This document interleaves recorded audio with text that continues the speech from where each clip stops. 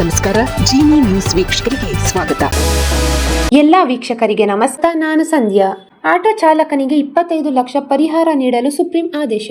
19 ವರ್ಷಗಳ ಹಿಂದೆ ಬೆಂಗಳೂರಿನ ಚಿನ್ನಸ್ವಾಮಿ ಸ್ಟೇಡಿಯಂ ಬಳಿ ಮರದ ಕೊಂಬೆ ಬಿದ್ದು ಪಾರ್ಶ್ವವಾಯುವಿಗೆ ತುತ್ತಾಗಿದ್ದ ಆಟೋ ಚಾಲಕನಿಗೆ ಸುಪ್ರೀಂ ಕೋರ್ಟ್ ನ್ಯಾಯ ಒದಗಿಸಿದೆ. ದೀರ್ಘಕಾಲದ ಕಾನೂನು ಹೋರಾಟದ ನಂತರ ಚಾಲಕನಿಗೆ ಬಡ್ಡಿ ಸಮೇತ 25 ಲಕ್ಷ ರೂಪಾಯಿ ಪರಿಹಾರ ನೀಡುವಂತೆ ಸರ್ವೋಚ್ಚ ನ್ಯಾಯಾಲಯ ಆದೇಶಿಸಿದೆ.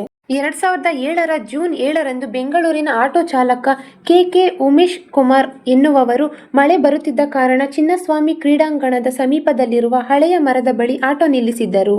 ಈ ವೇಳೆ ಭಾರಿ ಮಳೆಯಿಂದಾಗಿ ಮರದ ಕೊಂಬೆ ಅವರ ರಿಕ್ಷಾ ಮೇಲೆ ಬಿದ್ದು ಸಂಪೂರ್ಣ ಜಖಂ ಆಗಿತ್ತು. ಈ ವೇಳೆ ಉಮೇಶ್ ಬೆನ್ನು ಮೂಳೆಗೆ ಪೆಟ್ಟಾಗಿತ್ತು.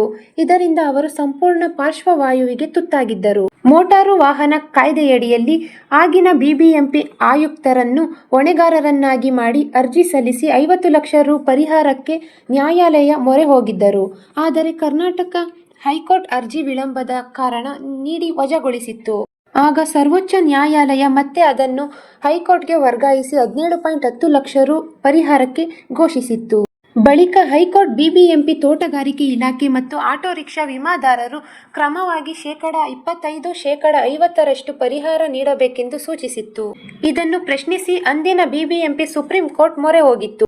ನೈಸರ್ಗಿಕ ಘಟನೆ, ದೇವರ ಕೃತ್ಯಕ್ಕೆ ತಮ್ಮನ್ನು ಹೊಣೆಗಾರರನ್ನಾಗಿ ಮಾಡಲು ಸಾಧ್ಯವಿಲ್ಲ ಎಂದು ನ್ಯಾಯಾಲಯದ ಗಮನಕ್ಕೆ ತಂದಿತ್ತು. ಈ ಅರ್ಜಿ ವಿಚಾರಣೆ ಕೈಗೊಂಡ ಸುಪ್ರೀಂ ದ್ವಿಸದಸ್ಯ ಪೀಠ ಪ್ರತಿಯೊಂದು ಮರದ ಮೇಲೆ ನಿಗಾ ಇಡಲು ಸಾಧ್ಯವಿಲ್ಲ. ಆದರೆ ಅಪಾಯವಾಗದಂತೆ ಮರಗಳನ್ನು ನಿರ್ವಹಿಸುವುದು ಅಧಿಕಾರಿಗಳ ಕರ್ತವ್ಯ. ಮಳೆ ಬೀಳುವುದು ನಿರೀಕ್ಷೆ. ಹಾಗಾಗಿ ರಸ್ತೆ ಬದಿಯಲ್ಲಿರುವ ಮರಗಳ ಗುಣಮಟ್ಟ ಅಧಿಕಾರಿಗಳು ನೋಡಿಕೊಳ್ಳಬೇಕು ಎಂದು ಅಭಿಪ್ರಾಯಪಟ್ಟಿದೆ.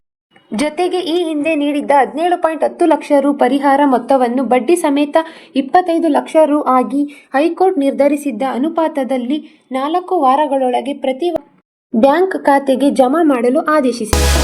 ಈ ದಿನದ ನಿರಂತರ ಸುದ್ದಿಗಳಿಗಾಗಿ ವೀಕ್ಷಿಸುತ್ತಿರಿ ಜೀನಿ ನ್ಯೂಸ್. ನಮಸ್ಕಾರ.